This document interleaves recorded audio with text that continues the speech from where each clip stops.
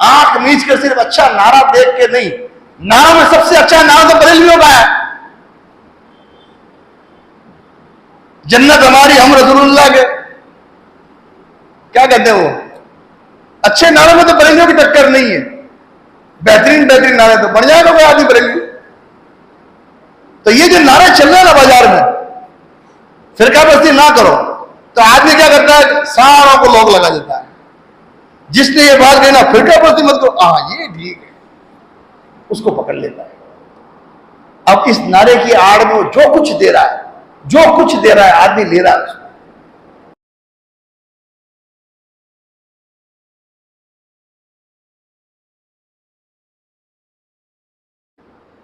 हुआ सम्मा कबुल मुस्लिम, अल्लाह तुम्हारा मुस्लिम रखा, इसका मतलब ये नहीं है कि नाम सिर्फ मुस्लिम है, ये हमारी आइडेंटिटी की शिनाख्त है हमारी।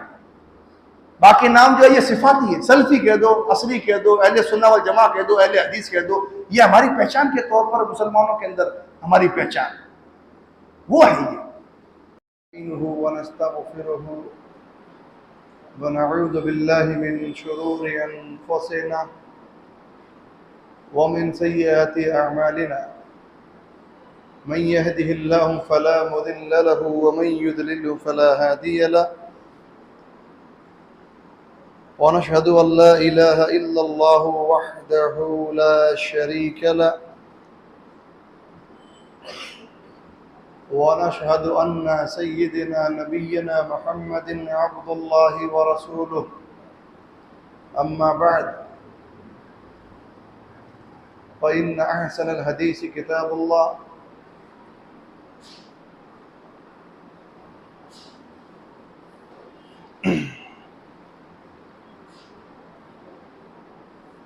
तमाम किस्म की हम्द व सना और तमाम की तमाम बुराइयाँ व कुल की कुल इबादत खालिक कायनात मालिक अर्द व समा के लिए लायक और उसी के लिए ज़ेबा है।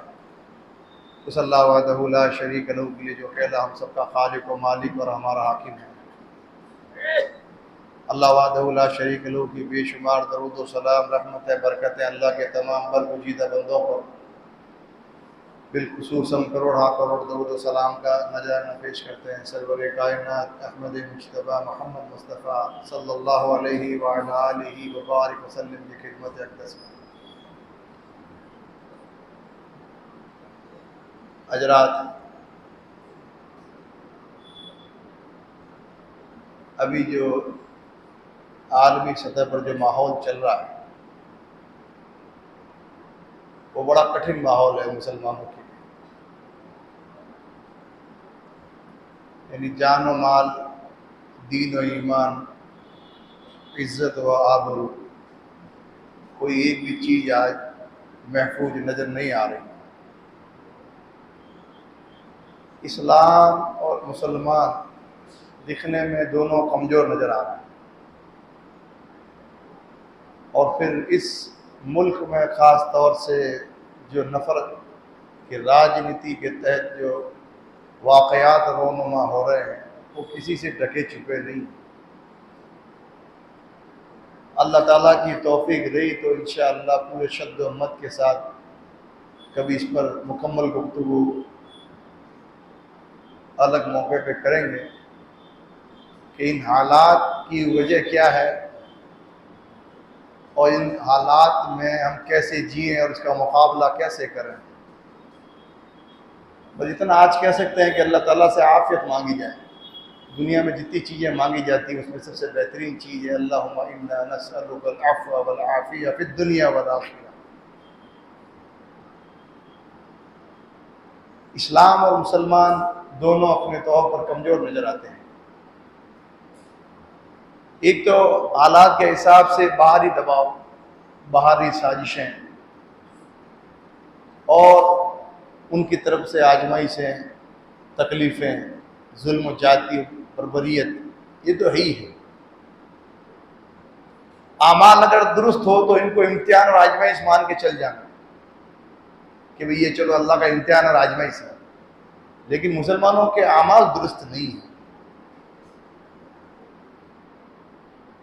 ऐसे में एक सबब ऐसा है जो ये कमजोरी की वजह बन रहा है। ये हालात दिन ब दिन बढ़ रहे हैं, बद से बदतर हो रहे हैं, तकलीफ कम से ज्यादा की तरफ जा रही है।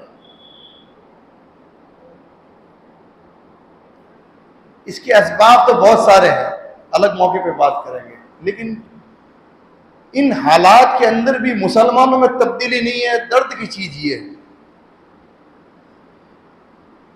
दर्द और तकलीफ की चीज ये, तब्दीली नहीं हो रही है। मेरा मौजू आज ये नहीं है, मैं इधर चला जाऊंगा, ये अलग बात है, क्योंकि ये भी बड़ा हसास मौजू है, इस पर गुफ्तगू खुलकर होनी चाहिए। वला यखाफून लौमत लाइम, इस आयत की रोशनी में होनी चाहिए बात, क्योंकि अभी इन दिनों में, इन सालों में 2008 के बाद से मुल्क हिंदुस्तान में जो सबसे बड़ा उम्मत मुस्लिमों पर वार किया गया वो खौफ और दहशत का वार, सबसे बड़ा वार ये है। इस वार की जद में सारे आए, क्या इमाम और क्या मुक्तदी, क्या कायद और क्या आवाम, सारे जज्बा गए इसके। इस पर बात होनी चाहिए कि दिलों से खौफ और दहशत निकले और कुफ्र के आंख में आंख मिला के अपने हक मांगे और उनके सामने अपनी बात रखे, लेकिन ये हो नहीं रहा है।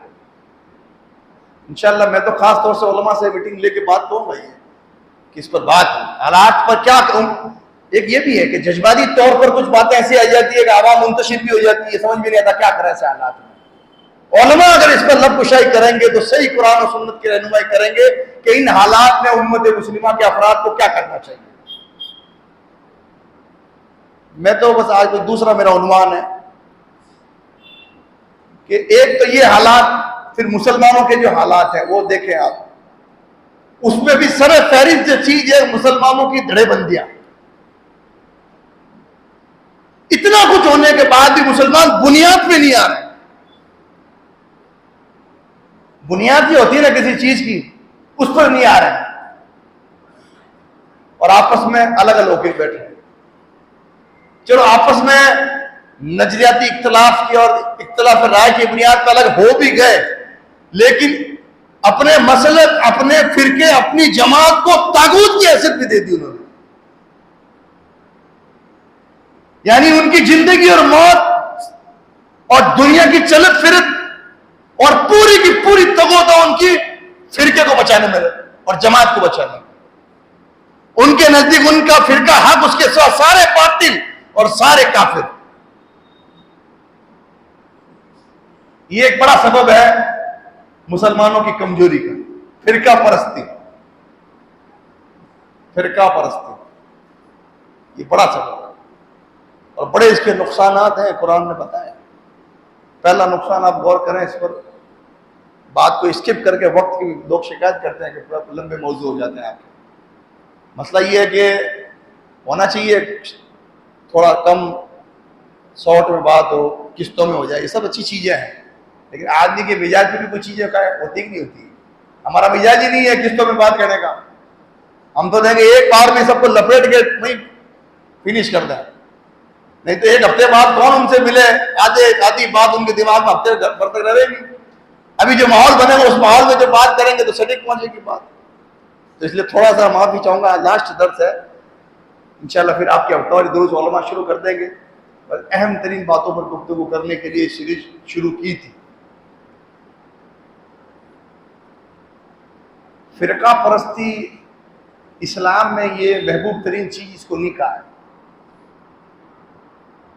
यानी ये लानत की चीज कहते हैं तो भी ये हद से आगे बढ़ना नहीं होगा, गुलू नहीं होगा कि फिरका परस्ती एक लानत है जिसने मुसलमानों को तोड़ फोड़ के रख दिया। इसका नुकसान देखें, कुरान कहता है वो अतीउल्लाह व रसूल, अल्लाह रसूल का कहा मानो, अल्लाह रसूल की इताअत और फरमाबरदारी करो। वला तनाज़उ, आपस में तनाज़े पैदा मत करो किसी भी चीज को लेकर, मसलक की बुनियाद पे हो, कौम की बुनियाद पे हो, रंग की बुनियाद पे हो, मुल्क की बुनियाद पे हो, कोई भी चीज को लेकर आपस में तनाज़े मत करो, वरना वला तनाज़उ फतफशलू वतज़हब रिहुकुम, कमजोर हो जाओगे तुम लोग। अगर तनाज़ा नहीं छोड़ा, आपस में लड़ना पेटना, सर फोड़ना नहीं छोड़ा, मस्जिदों को अखाड़ा बनाना नहीं छोड़ा, दूसरे मसलक के लोगों पर जवान को जहर में डूबोकर बोलना नहीं छोड़ा, अपनी जवानों को तीर और खंजर बना के चलाना नहीं छोड़ा, दूसरे मुसलमान भाई को काफिर और मुशरिक और बिदअती कहना नहीं छोड़ा, अपने मसलक के बचाव में कुरान और हदीस को छोड़ना नहीं छोड़ा। तुम्हारी अंदर कमजोरी पैदा हो जाएगी और तुम्हारी हवा उखड़ जाएगी। कुफर का तूफान ऐसा आएगा तुम्हें अपने साथ लेकर चला जाएगा, और हो ही रही है, हो ही रही है। तूफान छोड़िए, हल्की सी हवा चलती है कुफर के फेवर में, थोड़ी मुसलमान के पांव उखड़ना शुरू हो जाते हैं, हौसले टूटना शुरू हो जाते हैं। सबब पे गौर नहीं करता। सबब क्या है? सबब तेरे अंदर जो इनाद और जिद और जो तेरे फिरका परस्ती और कुरान और सुन्नत से जो बुग़्ज़ है, यह है सबब। वस्बिरू, साबित कदम रहो। मैदान जंग की आयत है ये। वस्बिरू, साबित कदम रहो। कोई भी चीज तुम्हारे कदम उखाड़ ना सके दीन से। और जान लो इन्नल्लाह मअस साबिरीन, अल्लाह ताला सब्र करने वालों के साथ सब्र करता है, जमा रहता है दीन। एक तो नुकसान, मुसलमानों का बड़ा नुकसान, इसमें सब नुकसान आ गए देखा जाए कि फिरका परस्ती के इतने सारे नुकसान, दीन ही बाकी नहीं रहता आदमी का।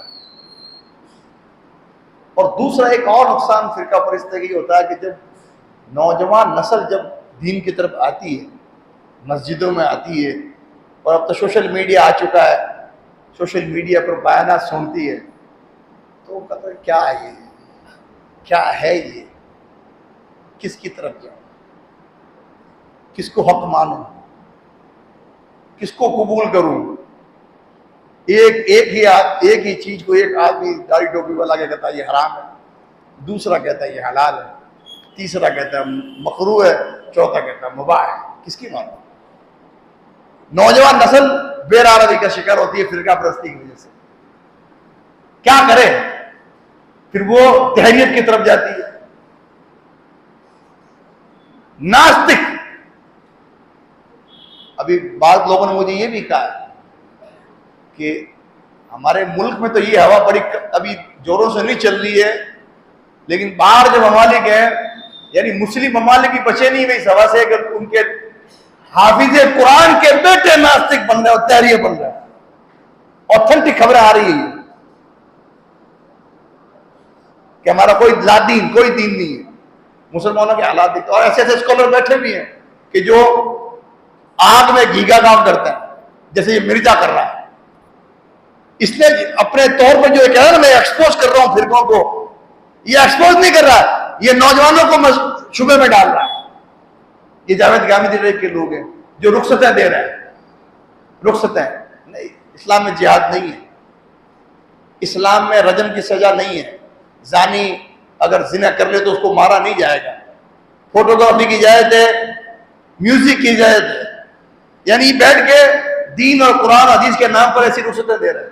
तो आदमी धीरे धीरे लादीनियत की तरफ भी जा रहे हैं लोग। ये भी नुकसान है फिरका परस्ती का कि जब मुसलमानों में आपसी इख्तिलाफात मसले की और मजहबी जब देखते हैं लोग, नौजवान नस्ल, तो मशकूक हो जाती है, क्या करें क्या ना करें, कुछ ना करें, मस्जिदें छोड़ दें और दुनिया परस्ती की तरफ लग जाते हैं लोग।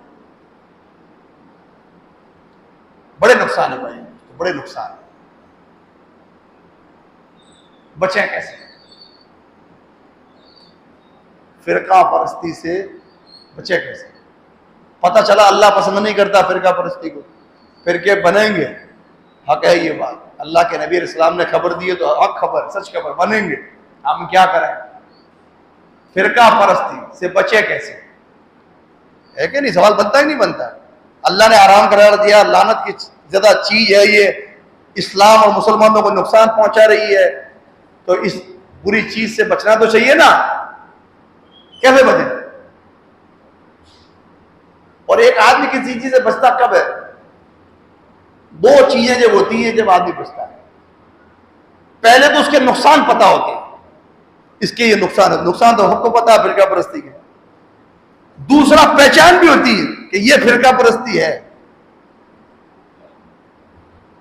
ये बात जो दूसरी मैंने कही ना, ये बात पे किसी का ध्यान नहीं जाता है। ये हमारे मिर्जा साहब जो है ना, जादूगर है, इस पर नहीं आते। ये है क्या फिरका परस्ती? एक लेक्चर लाके दिखा मिर्जा इंजीनियर का, इस पर एक लेक्चर लाके दिखा, यूट्यूब खंगाल है। मैंने तहकीक नहीं की इस पर कि है कि नहीं है, लेकिन मुझे उसके हालात को देख करके वो बड़ी साजिश बन के आया हमारे अंदर। ये उसको देख कर लगता है चैलेंज के साथ कह सकता हूं कि मिर्जा इंजीनियर का फिरका परस्ती क्या है, इस पर एक भी लेक्चर नहीं है। आदमी कैसे बचे? सिर्फ डरा दिया, डरा फिरका फिरका फिरका परस्ती परस्ती परस्ती। और लोगों को बताओ, जब तक पहचान नहीं होगी भाई कोई चीज नुकसान दे, उसका नुकसान पता है, चीज क्या है कि इसमें ये नुकसान, तो फिर बचेगा आदमी ना। एक बच्चा होता है, बच्चे को ना नुकसानदेह चीज की पहचान होती है, ना उसका नुकसान पता होता है। छोटे से बच्चे के सामने किंग कोबरा भी आ जाएगा ना, सांप घूमता फिरता, वो उसको भी हाथ में लेने की कोशिश करेगा। उसका नुकसान, उसके जहर का नुकसान नहीं पता, और उसकी पहचान भी नहीं कि ये किंग कोबरा, ये मैं डसेगा तो मैं मर जाऊंगा, है कि नहीं? तो पहचान जरूरी है कि फिरका परस्ती की पहचान क्या है, कि जिससे अल्लाह ने रोका है। कौन सी फिरका परस्ती जिससे अल्लाह ने रोका है, तो उसको पहचान है। किताबों में सब है, ऑथेंटिक किताबें, ऑथेंटिक उलमा को सुनिए, पढ़िए। हम तो सिर्फ आपको थोड़े थोड़े इशारा देके जाएंगे। यहाँ पर आप देखें, लफ्ज़ फिरका का मतलब होता है गिरोह, जमात। ये सब पर्यायी लफ्ज हैं। मिल्लत, फिरका, ताइफा, एक दूसरे से जुड़े हुए लफ्ज हैं। फिरका का मतलब होता है गिरोह, एक जमात, एक टुकड़ी। और ये तो है अरबी लफ्ज। परस्ती जो है ना, ये है फारसी लफ्ज। हमारे भाई जो घूम रहे हैं ना, ये फिरका परस्ती मत करो, लेकिन जानो इनको इसका मायना ही पता नहीं होता कि फिरका परस्ती का मायना क्या है। एक हजरत है हमारे, अब उनको क्या कहें, जाहिल इब्नुल जाहिल और अबू जहल जैसे लोग, ऐसे ऐसे लोग कहीं बैठे थे, मैं भी वहां बैठा, हमारे अमीर साहब बैठे, गुफ्तगू शुरू कर दी, ये अहले हदीस फिरका, दलील इसकी, ये फिरका। उलझ रहे थे, मैं दूर बैठा देख रहा था। मैंने कहा चलते हैं पास में। बैठा मैं, मस्जिद नमरा का वाकया है, और अमीर साहब गवाह इसके, और 2-3 लोग और गवाह है, यहाँ बैठे हैं लोग। मैंने कहा हजरत बैठिए आप, मुजद्दिद दीन व मिल्लत, बैठिए आप, अपने तौर पे आप दीन को जिंदा करने का बेड़ा उठाया आपने, मुझे आप ये बता दीजिए फिरका परस्ती का मतलब क्या है, पहला सवाल। फिर दूसरा सवाल ये है आपसे कि लफ्ज़ फिरका कुरान के अंदर हमेशा मनफी इस्तेमाल हुआ या मुस्बत भी इस्तेमाल हुआ कभी? यकीन जानिए जवाब तो दूर की बात है, सवाल समझ में नहीं आया हमारे अल्लामा को। लफ्ज़ फिरका कुरान के अंदर हमेशा मनफी इस्तेमाल हुआ है। आपको तो मैं इंग्लिश में बता दूं, उनको इंग्लिश में नहीं बताया मैंने, थोड़ा चकराने के लिए, उनको उनका इल्म की औकात बताने के लिए, कि लफ्ज़ फिरका कुरान के अंदर हमेशा नेगेटिव इस्तेमाल हुआ है, मनफी हमेशा नेगेटिव इस्तेमाल हुआ है, या कहीं कहीं अल्लाह ने मुस्बत तौर पर भी फिरका का इस्तेमाल किया है, पॉजिटिव भी। सवाल समझ में नहीं आया उनके, और झंडा उठाया हुआ फिरका परस्ती ना करो। बताए तो दो क्या है फिरका परस्ती, तभी तो बचेगी उम्मत को बताया जाए फिरका परस्ती क्या है। ये नारा इतना खूबसूरत है, इतना खूबसूरत है, इस नारे की आड़ में फिरका बन रहा है। ये जिस अल्लामा का जिक्र कर रहा हूं मैं, कि जिनको आज ही मैंने अबू जहल का लक़ब दिया है, इन अल्लामा का हाल यह है कि इन्होंने इसी नारे को बुनियाद बना के एक नए फिरके के लॉन्च की एक नापाक कोशिश की जोधपुर में। बाकायदा नाम रखा, नाम पे लड़े, नाम रखा, नो फिरका ओनली मुस्लिम, उसका नाम रखा है। उस स्लोगन का एडवर्टाइज पूरी दुनिया में किया उसने, और बाकायदा उस फिरके का नया कलमा भी लॉन्च किया उस आदमी ने, नो शिर्क ओनली तौहीद करके। पूरा नया कलमा, ला इलाहा इल्लल्लाह का ट्रांसलेशन बढ़िया ही है। ला इलाहा इल्लल्लाह का ट्रांसलेशन ये नहीं है कि नो शिर्क ओनली तौहीद। तुम इस नारे को बुनियाद बनाकर उम्मत को गुमराह करके पूरी एक नई अलग जमात खड़ी करना चाह रहे हो, जाहिलों की फौज इकट्ठा करने चाह रहे हो और तुम अबू जहल उसके सरबरा बनने चाह रहे हो, अपने फिरके का नाम भी रखते हो, उसका नया कलमा भी लेकर आते हो, तुम्हें कोई कुछ कहे नहीं। और वो लोग बेचारे जिनकी पूरी कोशिश ये है कि उम्मत एक हो जाए, उन पे तुम तीर चलाते हो। पहचान जरूरी है, फिरका परस्ती की पहचान जरूरी है। तो लफ्ज़ फिरका गिरोह को कहते हैं, ये अपने आप में गलत नहीं है। इसकी परस्ती यानी पूजा, इसकी इताअत और इसकी दिफा, इसका जब शुरू हो जाता है तब ये मनफी हो जाता है, फिर ये झगड़े का बात हो जाता है, फिर ये लानत का बात हो जाता है, उम्मत को तोड़ने का जरिया हो जाता है। जब इसके अंदर ये चीजें आ जाती हैं तो फिरका परस्ती की बहुत सारी अलामात उलमा ने लिखी। चंद एक आपको बताऊं फिरका परस्ती की एक अलामत। आदमी के पास में इस्लाम जब पहुंचे, मैं अलामत बता रहा हूं, उसको वो माने नहीं। कुरान पहुंचे, हदीस पहुंचे, दीन तो यही है, ये उसके पास पहुंचे और ये माने नहीं आदमी, ये आदमी फिरका परस्त है। क्यों नहीं मानना भाई? हमारे मसलक में नहीं, हमारे इमाम साहब का फतवा ये नहीं है, हमारे यहां इसका चलन नहीं, ये है फिरका परस्ती। कुरान हदीस पहुंचने के बाद उस पर अमल नहीं करना, उसको कबूल नहीं करना, उसके मुकाबले अपने इमाम, अपने शेख, अपने पीर, अपने मसलक को देखना, यह है फिरका परस्ती। आप कुरान पढ़िए, शरअ लकुम मिनद्दीन मा वस्सा, ये जो आयत है सूरह शूरा की, इसके आखिर में अल्लाह ताला ने यहूद और नसारा, हदीस है ना, यहूदी 72 फिरके में बनी इसराइल बटेंगे। ये बहुत फिरके में जो बटे है ना, इस कैसे बटे कुरान ने बताया, कुरान ने बताया ये यहूदी 72 फिरकों में कैसे बटे। कुरान ने कहा वमा तफर्रकू इल्ला मिन बादि मा जाअहुमुल इल्मु बग़यन बैनहुम, ये वजह है कि इन्होंने तफरकेबाजी नहीं की। ये जो गिरोह गिरोह फिरके फिरके जो 72 बने, इसके अंदर इसकी वजह कुरान ने बताई है। कैसे बने? इल्म आने के बाद। ऐसा नहीं है कि यहूदियों में फिरका परस्ती जहालत की बुनियाद पे हुई, कि बेचारों को पता ही नहीं था कि क्या हक है, पता था उनको। कुरान कहता है उनके पास इल्म आने के बाद उन्होंने तफरका किया। इल्म क्या था? अल्लाह की वही, वो उनके पास आ चुकी थी, हक क्या है उनको पता था। वजह क्या रही? बग़यन बैनहुम, आपसी जिद और इनाद, हम नहीं मानेंगे, हमारे मसलक के मुताबिक नहीं है, हमारे पीर और शेख के मुताबिक नहीं है, हमारे इमाम के मुताबिक नहीं है, हमारे मसलक में ये चीज नहीं, हमारे नजदीक। तुम कि ऐसे अब तुम्हारे नजदीक क्या चीज है कि हर चीज तुम तुम्हारे नजदीक है, तुम्हारे इमाम के नजदीक, यानी हक बात को कबूल नहीं करना, यह फिरका परस्ती असल। किसी के सामने आप कुरान पेश करें सही माना और मफहूम के साथ में, किसी के सामने हदीस पेश करें सही माना और मफहूम के साथ। मैं ये नहीं कह रहा हूं कि सिर्फ कुरान हदीस पेश कर दे, वरना फिर बात घूम जाएगी कि हजरत मिर्जा सानी, तायुल कादरी, जावेद गामदी, इसाक जाहलवी, बहाउद्दीन जिसने नबूवत का दावा किया था, ये सब लोग तो कुरान पेश करते हैं, हदीस पेश करते हैं। तो मैं ये नहीं कह रहा हूं कि आपके सामने कुरान पेश हो, हदीस पेश हो, आप कबूल कर लें, और कबूल ना करें तो फिरका परस्ती है। कुरान अपने सही माना और मफहूम के साथ कोई बता रहा है, जैसा अल्लाह उसका चाह रहा है माना मफहूम। हदीस उसके सही माना मफहूम सियाक और सबाक के साथ कोई बता रहा है आपको, वैसा माना मफहूम जो असलाफ ने लिया पेश किया जा रहा है, उसके बाद कोई कबूल नहीं करता, तो यह फिरका परस्ती है। और हमारे कुछ जाहिल तो ऐसे हैं, हमारे व्हाट्सएप पे हमने देखे, कोई बेचारा हदीस पोस्ट कर रहा है किसी के रद्द में, तो वो वापस मैसेज कोई आदमी उठता है, मैसेज डालता है, या ग्रुप में फिरका परस्ती मत फैलाओ।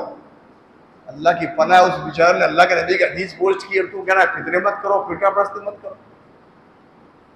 ये जहालत क्यों फैलती है कि बेचारों को पता ही नहीं है फिरका परस्ती है क्या।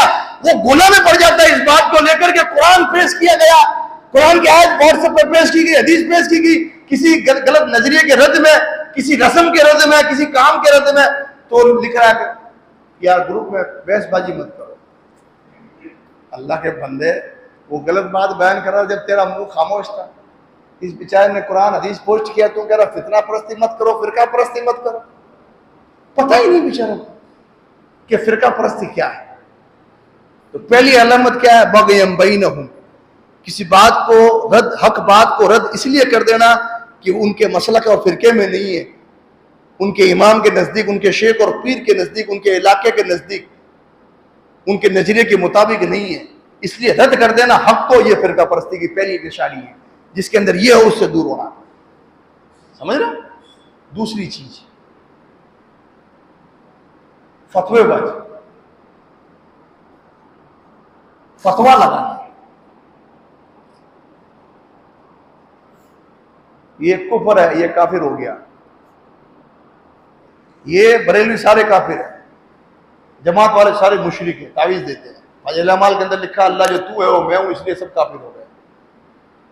या ये जमात वाले कहे बरेलियों को ये काफिर है, बरेली कहे जमात वालों को ये काफिर है, अहले हदीस किसी को काफिर कहते। ये है कुफर के फतवे लगाना, किसी को मिल्लत से खारिज कर देना। वजह क्या होती है मालूम है? कोई बड़ी वजह नहीं होती। बड़ी वजह यह होती है कि हमारे मसलक के खिलाफ जा रहा है, इसलिए यह खारिज है। मिल्लत में शुमारी नहीं करते लोग।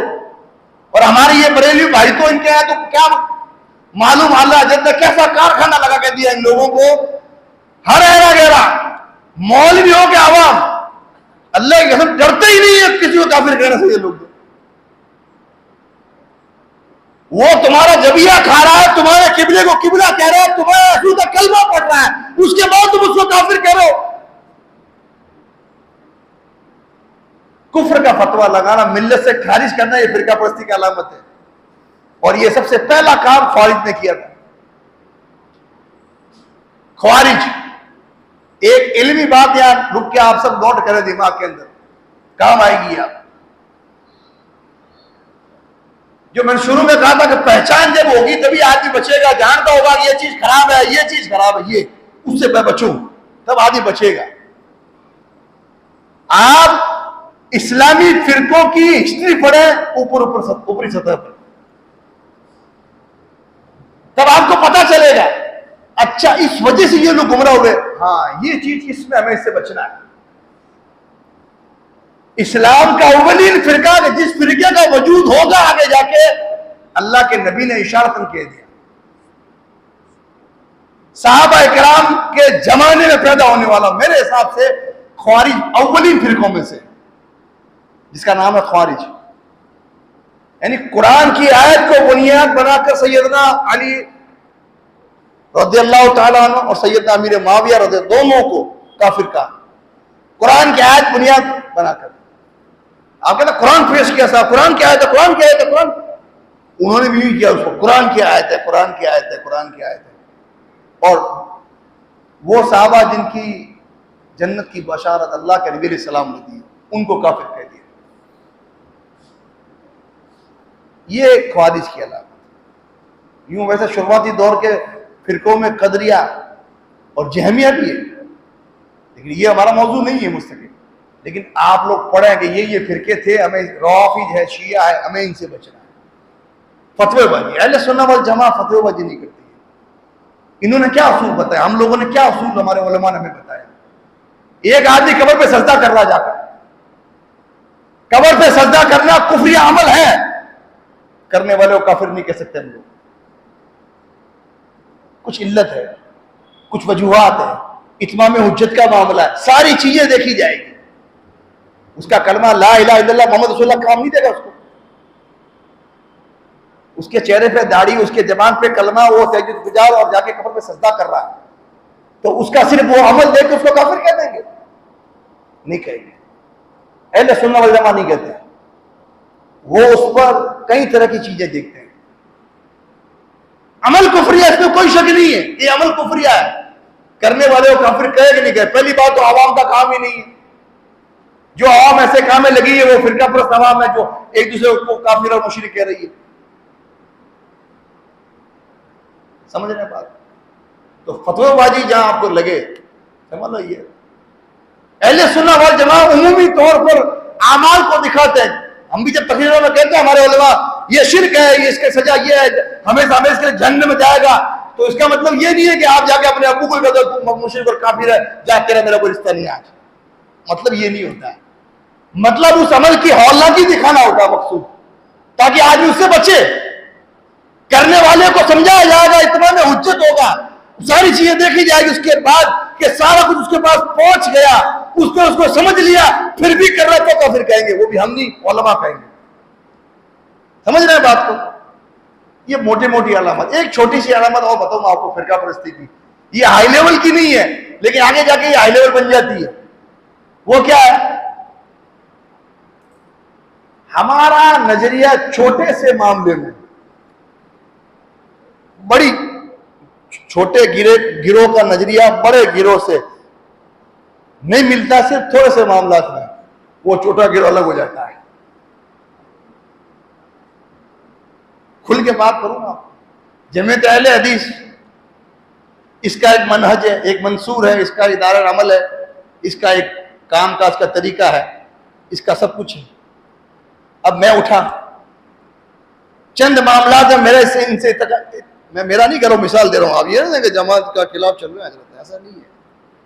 जमात माई बाप है, ये हमारा स्लोगन है, मारवाड़ियों का स्लोगन होता है ना, हमारा जमात माई बाप है, अलैकुम बि जमात। ये तो खलीफुल मुस्लिमीन के बारे में है, लेकिन वो नहीं है जितना तो किसी नज़्म जब को पकड़ के रहने पड़ेगा। अलग हो जाएंगे तो शैतान ले जाएगा हमें साथ में। तो जमात क्या है? माई बाप। इसकी तशरीह अलग मौके पे करेंगे इंशाअल्लाह कभी। अब किसी बात को लेकर मेरा नजरिया नहीं मिल रहा है जमात से, मेरे दिमाग में है कि जमात और जमात को उलमा को चाहिए तो सड़क पर उतर जाना, लड़ना भिड़ना शुरू कर दिया देवबंदियों से, बरेलियों से। मिसाल दे रहा, फतवे लगाना शुरू कर दिया, जगह जगह दर्स हो, जगह तबलीग हो, आसपास के गांव में जब जमातें लेके जाए, जमात नहीं जा रही है, उलमा नहीं जा रहे। मैंने मेरी एक हाथ उठाया, बस्ता लिया, चंद लोगों को लिया, निकल लिया। अब मैं काम कर रहा हूं, काम गलत नहीं है, लेकिन मैं इज्तिमा से कटा रहा हूं थोड़े से नजरिए में तब्दीली की वजह से। अब वो इज्तिमा की जो बरकत है वो उससे महरूम हो रहा हूं। काम को गलत कौन कहेगा कि काम गलत कर रहे हो आप? लेकिन इससे आगे जाके जो नुकसान होता है ना, कि वो छोटा ताइफा आगे जाके बड़ा गिरोह बनता है, बड़ा फिरका बनता है, और फिर वो टकराव करता है जमाती से।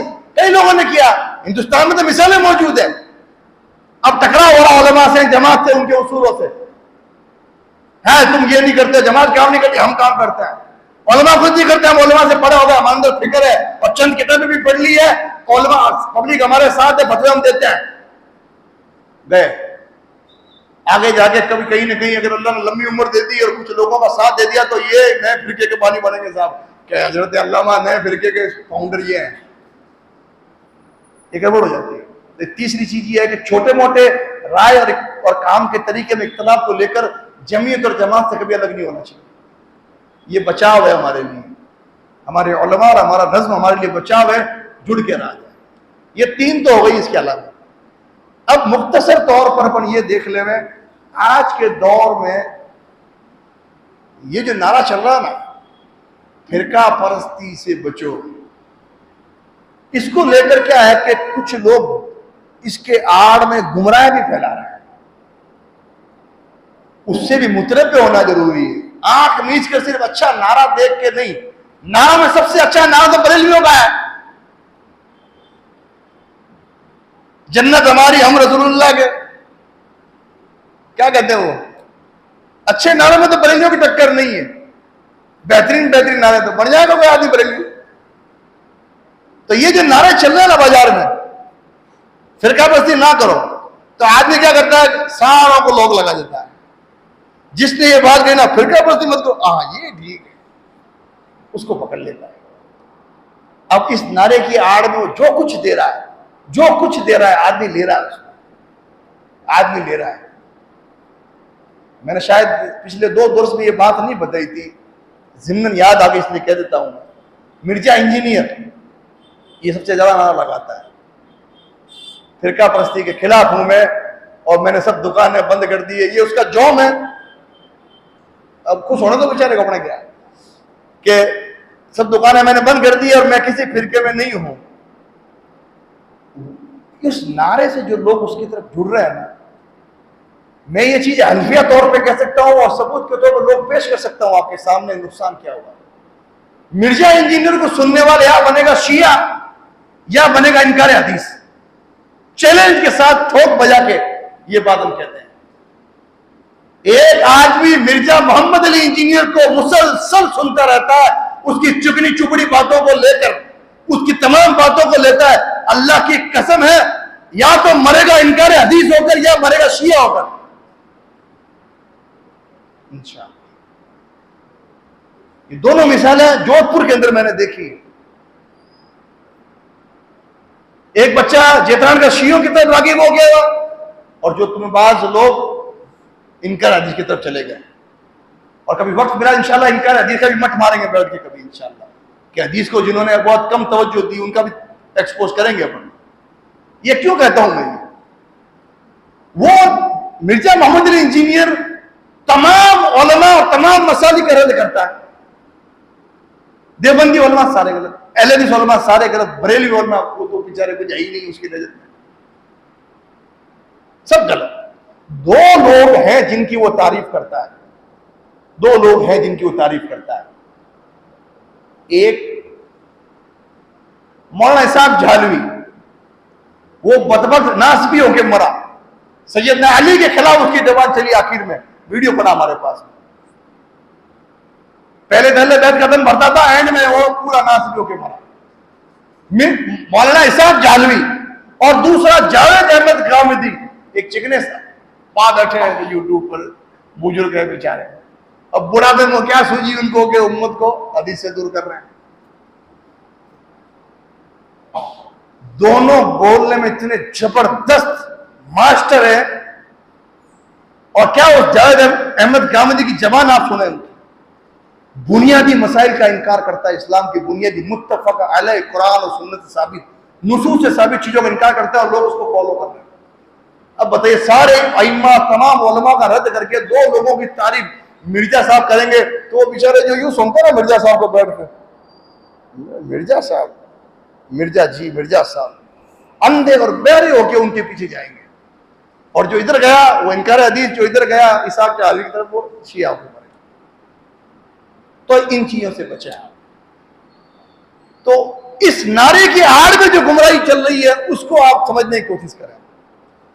पहली जो शुबहा फिरका परस्ती के नाम पे जो उम्मत को, मैं कहता हूं ना, हमारे सैफुल्लाह मोहम्मदी साहब वो कहते हैं इस बात को कि ये दलाइल के नाम पे क्या मालूम है, रस्सियां फेंकते हैं। और चूंकि इनके सुनने वाले अंधे बहरे होते हैं, उनको सांप दिखती है, सांप है। जैसे एक नारा इनका क्या है, कुरान कहता है साहब, इन्नल्लज़ीना फर्रक़ू दीनहुम व कानू शियअन लस्त मिनहुम फी शै। जिन लोगों ने अपने दीन के टुकड़े टुकड़े कर दिए, ए नबी आपका उनसे कोई ताल्लुक ही नहीं है, छोड़ दो उनको। अब साहब कुरान की आयत आ गई, छोड़ दो सबको। बड़ा अब आदमी क्या करता है, सारे फिरके छोड़ दो। अब आदमी सब फिरकों से कट जाता है, उसके मन में लगता है मैं सबसे कट गया हूं। अहले हदीस फिरका पड़ा, देवबंदी, बरेलवी फिरका, सब मैं अलग हूं सबसे। अच्छा, नई उम्मत बर्पा की अल्लाह ने तेरी शक्ल में, कहने में तो वो सबसे कट गया, लेकिन वो नए फिरके को ज्वाइन कर लिया, उसको पता ही नहीं चला। जैसे हमारे हजरत नो फिरका ओनली मुस्लिम, पहले एक थे, फिर 2, 4, 10 हो गया, गिरो। फिरका का मतलब होता गिरो, 1 से 2 हो गया तो हो गया गिरो, तो नया फिरका हो गया साहब। अब लग ये रहा कि फिरका पर नहीं है, फिरके में नहीं है, लेकिन पता ही नहीं नया फिरका लॉन्च हुआ है 21वीं सदी का, और फाउंडर जाहिल इब्नुल जाहिल अबू जहल, सब फिरकों से कट गए। अब आयत क्या पेश की, कुरान की आयत पेश की। अब आप खुद थोड़ा सा अगर आदमी गौर करे ना तो खत्म हो जाएगा मामला। ये आयत उतरी अल्लाह के नबी सल्लल्लाहु अलैहि वसल्लम, अब आप हंसेंगे, अल्लाह के नबी सल्लल्लाहु अलैहि वसल्लम पर आयत। इन्नल्लज़ीना फ़र्रक़ू दीनहुम व कानू शियअन लस्त मिनहुम फ़ी शै इन्नमा अम्रुहुम इलल्लाह। अल्लाह फैसला करेगा। ए नबी, जो टुकड़े टुकड़े हो गए आपके दीन के, जिन्होंने अपने दीन के टुकड़े टुकड़े कर दिए, फिरके फिरके हो गए, उनसे कोई ताल्लुक मत रखना। ये आज किसके ऊपर? अल्लाह के नबी सल्लल्लाहु अलैहि वसल्लम को। खड़ा होकर बताए या पूछे, अल्लाह के नबी सल्लल्लाहु अलैहि वसल्लम के टाइम मुसलमानों के अंदर फिरके थे क्या?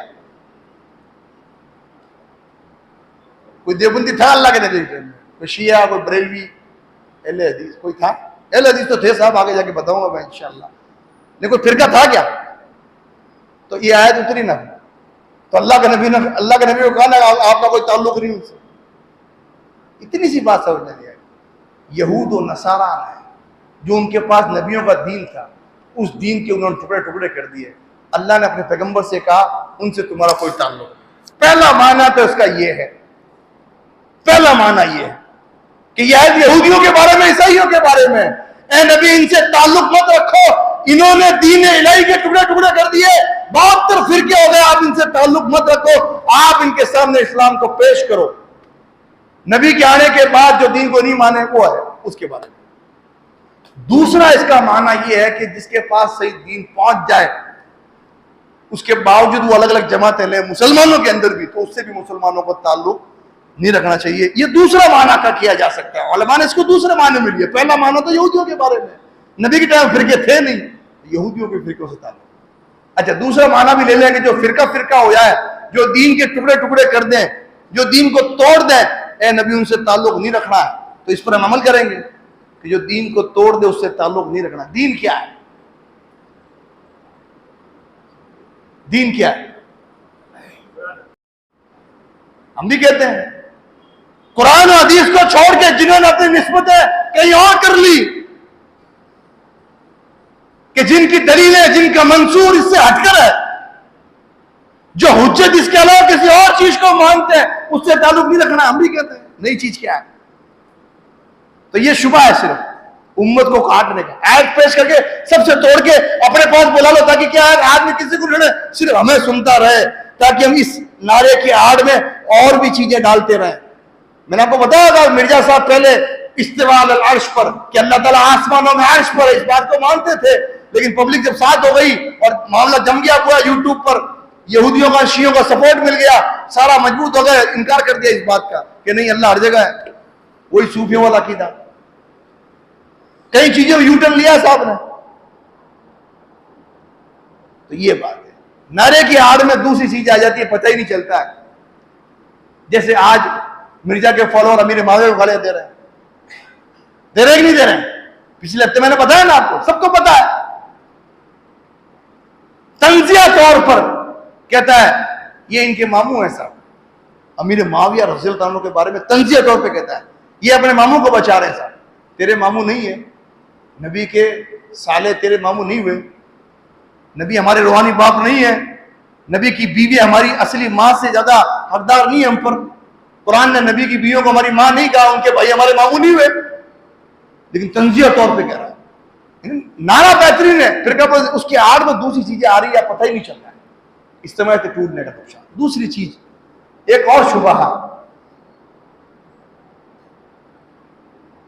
वो बहुत डेंजर शुबहा, उसको बात सुन के इंशाल्लाह बात पूरी करेंगे। क्या है? आप में से कोई बता दो, वरना मैं थोड़ा देखूं फिर।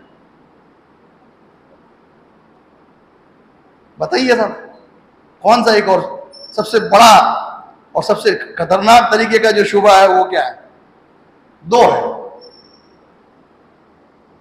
कि साहब अभी आपने कहा कि सिर्फ कुरान और हदीस दीन है और इससे जो हटे वो फिरका परस्त है।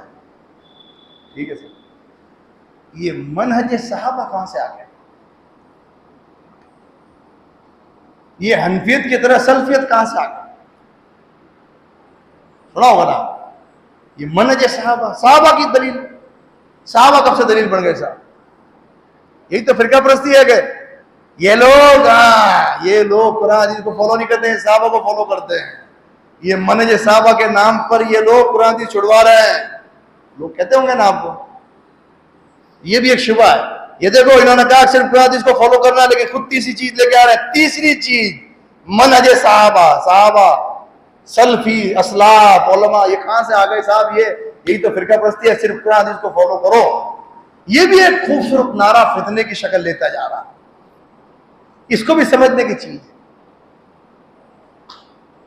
मनहज अहले हदीस, ये जमीयत अहले हदीस या फिरका अहले हदीस, कोई हमें ऐब नहीं है।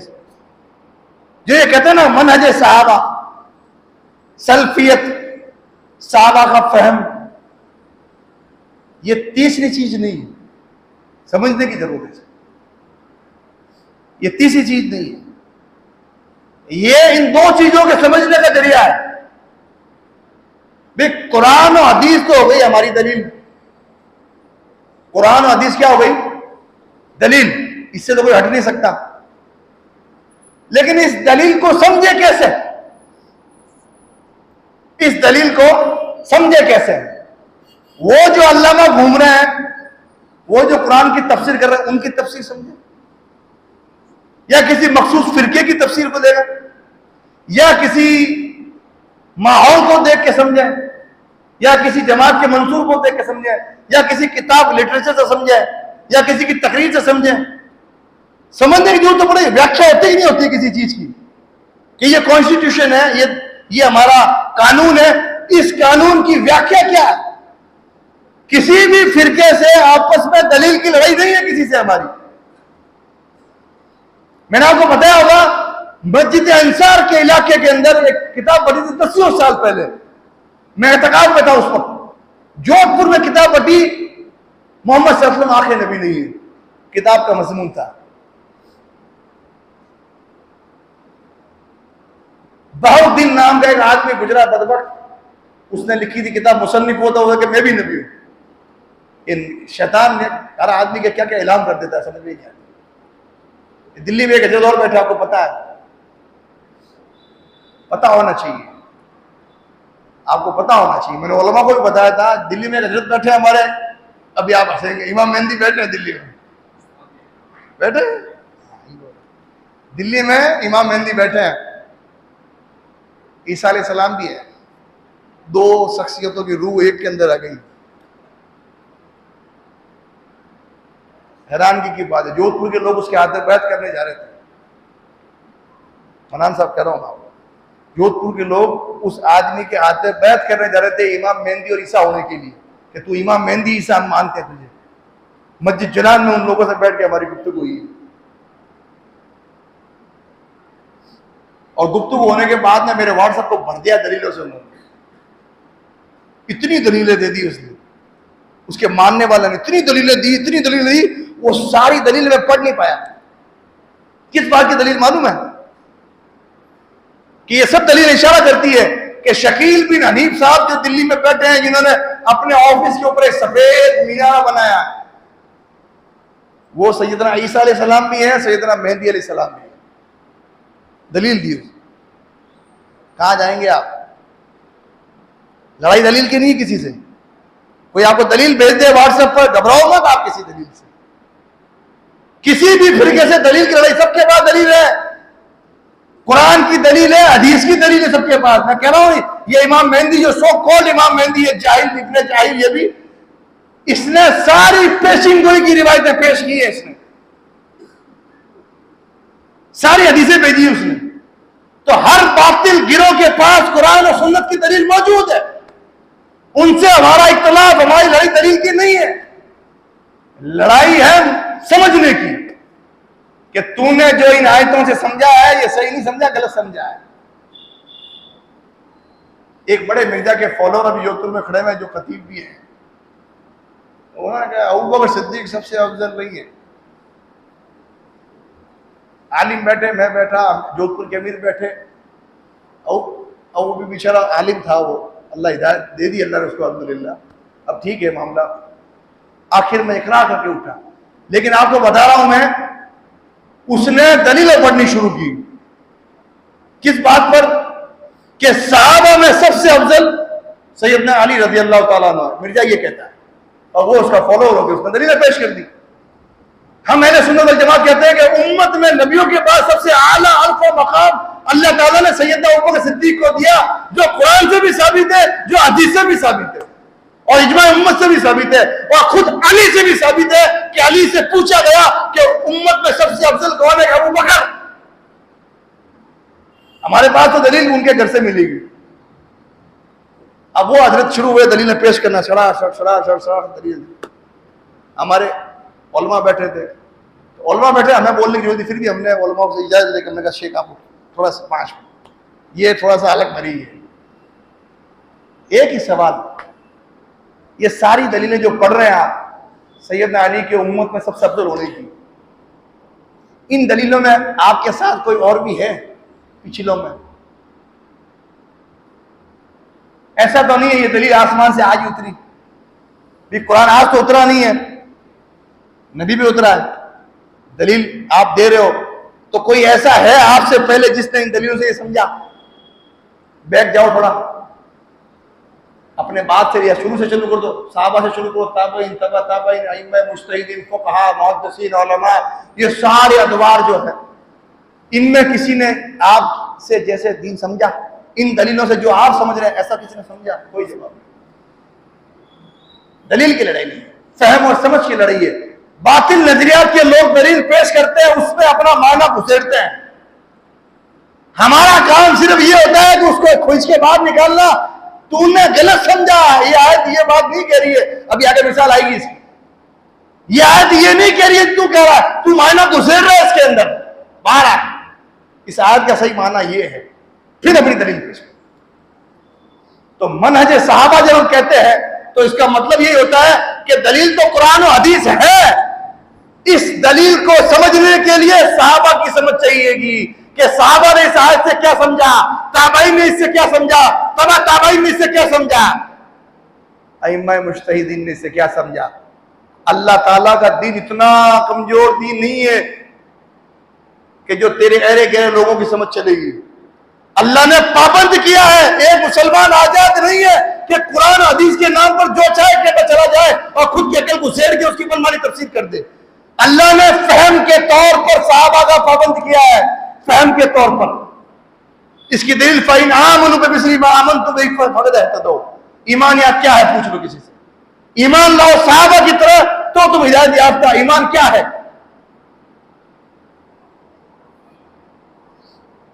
जबान से इकरार, दिल से तस्दीक, जिंदगी के अमाल, तीनों चीज मिलकर ईमान बनता है। दिल की तस्दीक और जबान से इकरार, दिल में जो चीज उठती है वो चीज भी ईमानियात को लेकर सहाबा से मैच होनी चाहिए।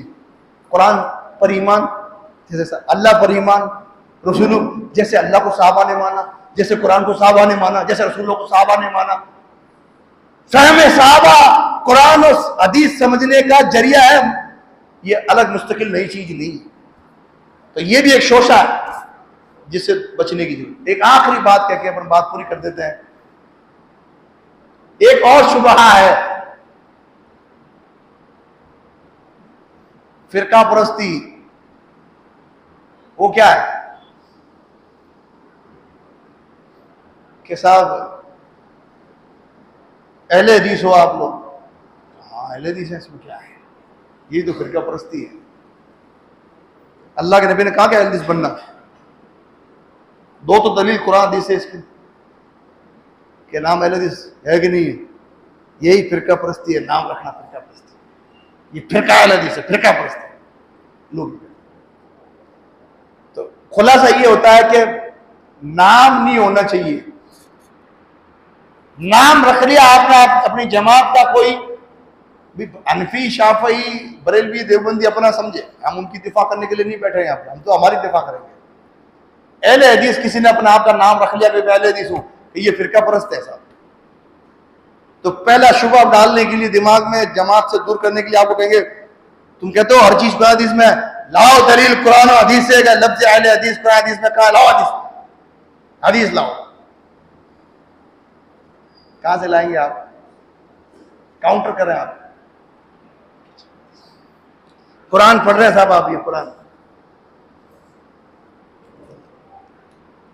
पहला सवाल, अल्हम्दुलिल्लाह रब्बिल आलमीन से कुरान शुरू हो रहा है, वन्नास पर सीन पर कुरान खत्म हो रहा है। दलील दो इसकी, कि कुरान और हदीस से इस बात को साबित करो कि अल्लाह के नबी सल्लल्लाहु अलैहि वसल्लम के दौर में ये कुरान मौजूद था, इसी तरीके से काउंटर करें आप। पहला काउंटर ये करें, दलील दो इसके कुरान और हदीस से, ये कुरान अल्लाह के नबी सल्लल्लाहु अलैहि वसल्लम इसी तरीके से जमा मौजूद था। वो कहे कि साहबा को तुम नहीं मानते हो, हम तो मानते हैं, हमने साहबा की दलील चलती है, तुम साहबा से दलील मत देना, वापस पहले पाबंद करना, तो जरूरत है साबित। अच्छा ठीक है, दूसरी चीज पढ़ो कुरान, उल्की सहरत साजिदीन, ये वाव पर जबर, ये अलिफ पर पेश, ये जज़म और काफ के नीचे जेर, यहां पर जबर, ये जबर जेर पेश की दलील लाओ कुरान हदीस से, अल्लाह के नबी के टाइम में जबर जेर पेश था, लाओ दलील इसकी। कुरान हदीस से देना है, दूसरी चीज नहीं चलेगी, लाओ दलील इसकी। अच्छा, तीसरी दलील, कोई हदीस पे कहते जईफ हदीस है साहब, ये हदीस जईफ है, ये सही है, लाओ दलील इसकी कि कुरान और हदीस से कि अल्लाह के नबी ने कहा कि मेरी हदीस जईफ भी और सही भी है, तुम सही लेना, जईफ छोड़ देना, लाओ दलील इसकी। जईफ बोलते पकड़ लो, जईफ हदीस पेश कर दो पहले आप, क्योंकि जईफ है पागल है, लुंगी पकड़ से, लाओ दलील इसकी। कुरान हदीस साबित करो, हदीस जईफ पे होती है, वो कहेगा नहीं ये जरूरत है, ये जरूरत है, नाम जरूरत नहीं है, जरूरत की चीज की दलील नहीं होती है, नहीं जरूरत की चीज की दलील नहीं होती है, तो नाम भी तो जरूरत है ना, नाम नहीं रखेंगे तो पहचान कैसे होगी? अल्लाह ने कुरान में कहा तुम्हारे जो नाम और कबीले जो रखे हैं ये पहचान के लिए, ये पहचान के लिए। एक छाती कूट रहा है मोहर्रम में, वो भी अपने आप को मुसलमान कह रहा है, ये बोरिया बिस्तर लेके 20 बच्चों को छोड़कर 4 महीने मस्जिद घूम रहा है, वो भी अपने आप को मुसलमान कह रहा है, कमर पे सर पटक पटक के मर रहा है, वो भी अपने आप को मुसलमान कह रहा है, कादियानी जो मोहम्मद सल्लल्लाहु अलैहि वसल्लम को आखिरी नबी नहीं मानता, वो भी मुसलमान अपने आप को कह रहा है, भाई भी अपने आप को मुसलमान कह रहा है। तुमने क्या तीर मार दिया अपने आप को मुसलमान कह के? पहचान तो होनी चाहिए ना कि कौन सा मुसलमान है भाई। शिनाख्त के तौर पर मुस्लिम है, सिफात के तौर पर अहले हदीस है। जैसे तू शिनाख्त के तौर पर मुसलमान है लेकिन सिफात के तौर पर जाहिल है, वैसे ही जरूरत है। तो आप ये पेश करेंगे ना तो क्या कहेगा, चलो कोई बात नहीं, जरूरत है नाम, लेकिन कुरान के खिलाफ है ये नाम। अच्छा कैसे? कुरान पढ़ो, सूरह हज, हुवा सम्माकुमुल मुस्लिमीन, अल्लाह ने कहा तुम्हारा नाम अल्लाह ने मुसलमान रखा, अल्लाह ने नाम मुसलमान तो तुम अहले हो, अल्लाह का नाम पसंद नहीं आया तुम्हें, आयत सही है, अल्लाह ने तुम्हारा नाम मुसलमान रखा, वो आयत पेश कर देगा, क्या करेंगे आप? घबराना नहीं है, उसूल आपको बताया ना मैंने, कुरान कोई पेश करे तो घबराता है, कोई बात नहीं, चलो ये आयत का माना मफहूम क्या ले रहे हो आप कि साहब अल्लाह ने नाम मुसलमान रख दिया, तुम अहले हदीस हो गए, गलत है, मुसलमान कैसे हो, कोई नाम नहीं हो सकता, यही मतलब हुआ ना इस आयत का, वो यही समझाता आपको, मिर्जा भी ये समझाता, सारे लोग ये समझाते हैं कि मुसलमान के सिवा कोई नाम मत रखो, कोई नाम मत रखो मुसलमान के सिवा।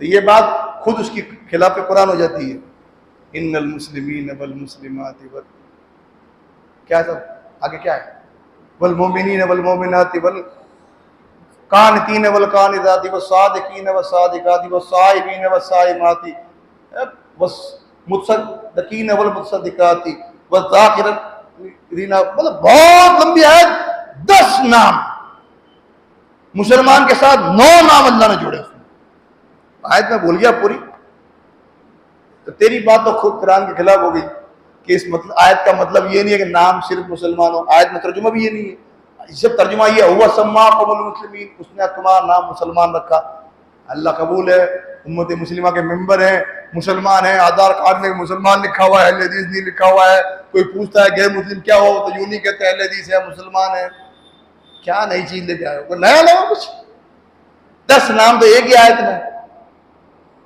और उसके अलावा कई नाम कुरान के अंदर, तिरमिजी की सही हदीस है, अल्लाह के नबी ने कहा, भाई कुरान तो अल्लाह के नबी, अल्लाह के नबी ने कहा कि मुसलमानों को उन नामों से पुकारो जो अल्लाह ताला उनके नाम रखे हैं, अल मुस्लिमून अल मोमिनून इबादल्लाह, 3 नाम और जोड़ दिए अल्लाह के नबी ने। कुरान एक नाम बता रहा है, नबी सल्लल्लाहु अलैहि वसल्लम 3 नाम बता रहे हैं, मुस्लिम, मोमिन, इबादल्लाह। हुआ सम्माकुमुल मुस्लिमीन, अल्लाह तुम्हारा मुस्लिम रखा। इसका मतलब ये नहीं है कि नाम सिर्फ मुस्लिम है, ये हमारी आइडेंटिटी की शिनाख्त है हमारी। बाकी नाम जो है ये सिफाती है, सल्फी कह दो, असली कह दो, अहले सुन्नत वल जमा कह दो, अहले हदीस कह दो, ये हमारी पहचान के तौर पर मुसलमानों के अंदर हमारी पहचान वो है। ये इस आयत का मतलब ये नहीं है। फिर आप देखें कि बातिल नजरियात कभी भी कुरान से अपना नजरिए को साबित नहीं कर सकता। इसकी मिसाल है ये आयत, इसने गलत समझा इस आयत। अल्लाह का मनसा ये नहीं है कि नाम सिर्फ मुस्लिम हो, कोई दूसरा नाम नहीं चलेगा जैसे इनका मनसा है। ये अल्लाह का मंशा नहीं है, समझो। अगर अल्लाह की मुराद, अल्लाह का मंशा, अल्लाह की चाहत ये होती इस आयत के उतारने में कि नाम सिर्फ मुस्लिम है, इसके सिवा नाम रखना हराम है, मना है और फिरका परस्ती है, अगर ये अल्लाह की मंशा होती तो अल्लाह ताला खुद मुसलमानों को दूसरे नाम से नहीं पुकारता। ये आयत किस पे उतरी? रसूलुल्लाह पर। अगर रसूलुल्लाह की ये मंशा होती कि मुसलमानों के नाम सिर्फ मुसलमान है, इसके सिवा और नाम रखने मना है, फिरका परस्ती है, हराम है, अल्लाह के खिलाफ है, कुरान के खिलाफ है, अगर ये मंशा होती तो रसूलुल्लाह कभी भी मुसलमानों को सहाबा नहीं कहते। अव्वली मुसलमान कौन है? सहाबा। तो उनको मुसलमान कहना था, सहाबा क्यों कहते? और सहाबा कह दिया चलो कोई बात नहीं, यही रुक जाते। अस्साबिकून अल अव्वलून अल मुहाजिरीन अल अंसार, चाचा नाम और जोड़ दिए। अल्लाह क्या मुसलमान को कौन है शायद नाम और दे दिए।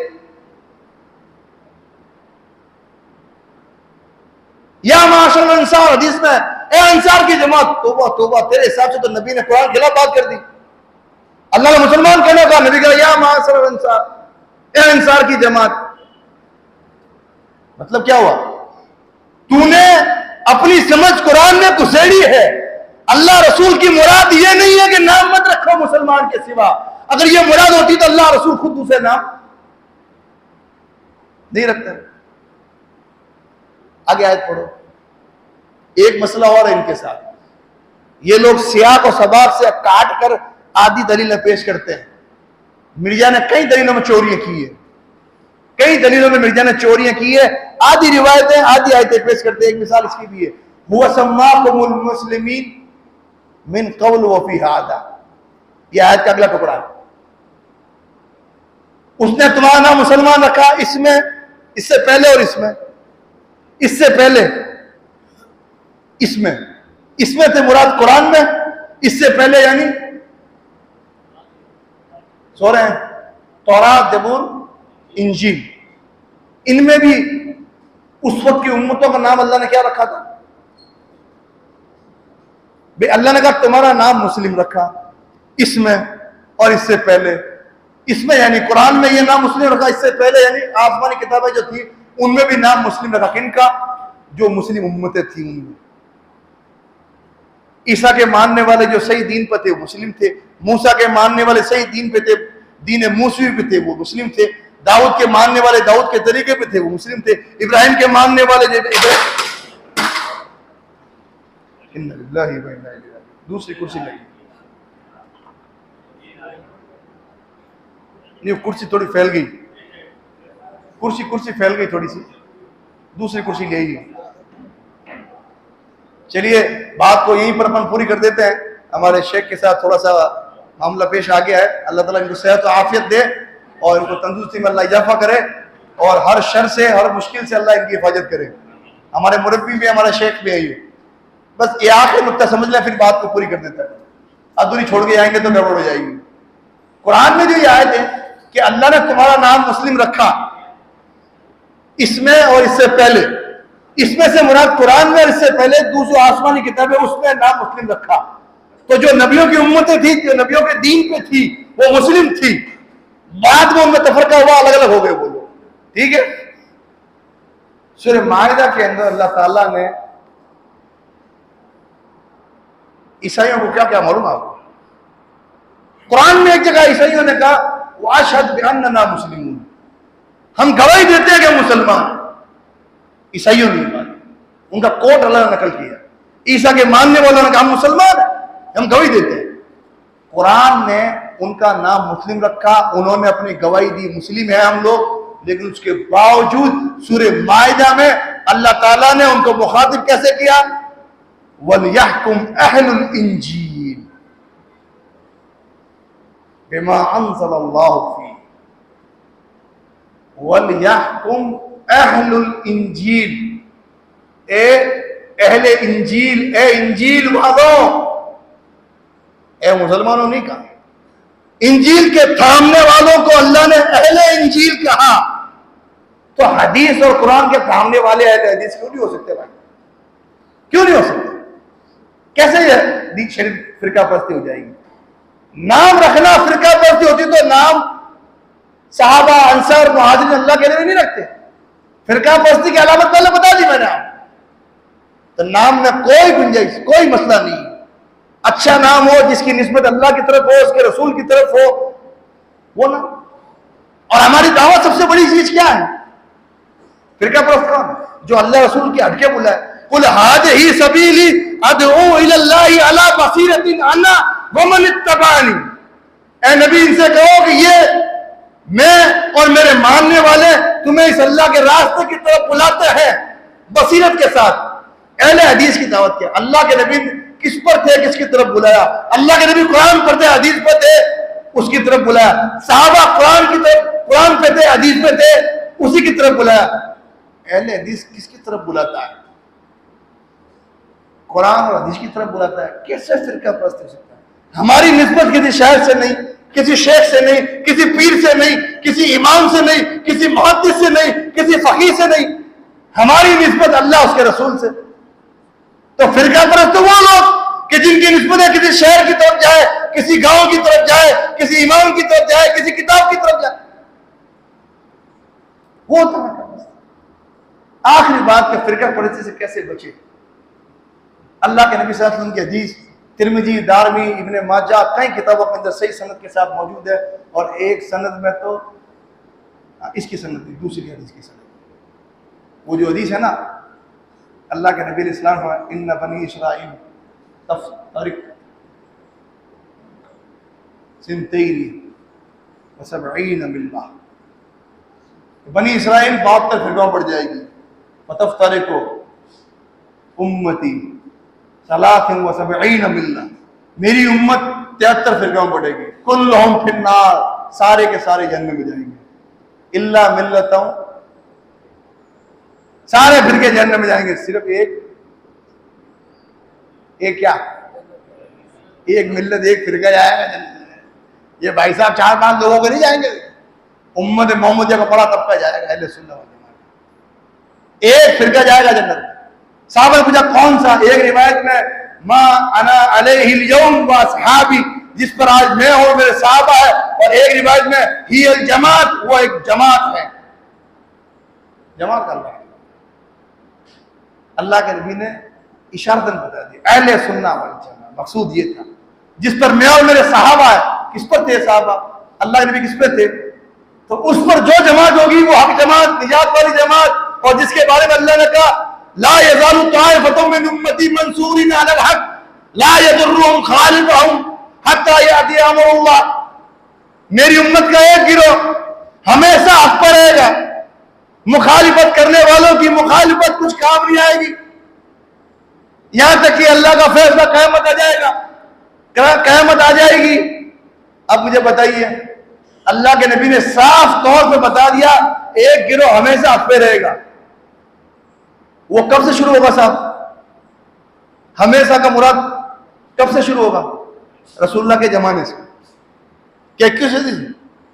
रसूलुल्लाह के जमाने से चलेगा और क़यामत तक रहेगा। सिंपल क्वेश्चन है।